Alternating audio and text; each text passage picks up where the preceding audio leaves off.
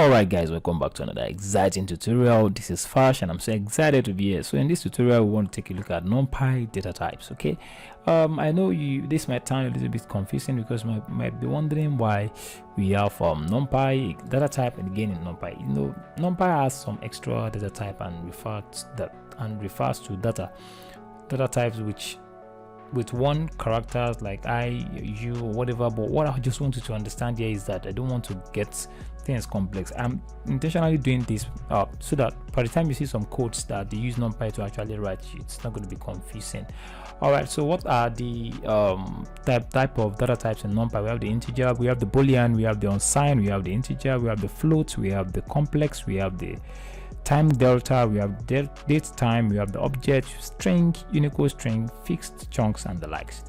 All right, so what we're going to do right now is that we just take a look at how we can create the way we normally create our Numpy and see the type of data that is inside that particular array. So Numpy as np, we know the way we normally do it. We have to run the code and see whether this thing is going to run or not. Okay, so I'm going to have here out like the way we normally do equals np dot array. You know the reason why we are creating that array, and it's for the purpose of creating the nd array objects that enable us to be able to use Python effectively in our application, in our program.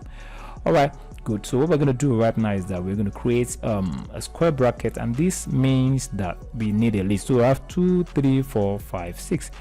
All right, so by the time we do this, what we're going to do right now is that we're going to run the code, whether we're going to see it running or not. And once it has been done, what we are going to do is that we are going to check the data. So what is the attribute to check this? You know, we use ndim to check the dimension. So in this case, we are going to use d type. All right, we have print and we have arr.dtype, and we're going to run the code. All right, let's take it out. All right, this is telling us that all the value inside this thing is an integer. So I'm going to have another array. I'm going to call this arr2 equals np.array. This is getting more and more interesting, and I'm so excited.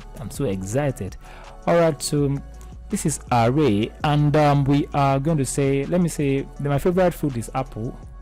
And I have another one called cherry, and I have another one called mango. Okay, mango. So you know this thing is not inside a list, so I have to put it inside list. Okay, so I'm going to highlight it. So when I highlight it right now, you can see it makes it a list right now. So what I'm going to do right now is that I will run the code, whether it's going to give me some error or not. Fine, the code is running, and I'm going to say print arr2 dot, I'm going to say d type. So this particular d type is what we normally use to denote the type of what data. So you know, this gives me u6, and if you scroll up you can see u6 is unsigned what integer. All right, good. So that is, and this Unicode string. So this is how to actually confirm. If you want to check something else, let's say arr3 equals np dot what array, and once you have this, you can try to say okay, fine. You can try to have 2.1, and let's run the code. All right, so by the time you run the code, say arr3 does dtype d type. Let me put this one inside print statement. Okay, all right, so by the time you do this, let's check it out. What is inside? We have float. This is awesome. So this is how to actually get the data type of Numpy, and I'm pretty sure you understand this. This is a very short video. You can easily get this, and you can repeat it more than 10 times. Don't forget our 10x rule to master this so well, so that it's going to become automatic in your brain. All right, thank you. And in the next tutorial, let me just you what we're going to be dealing with. All right, we are going to be working on copy.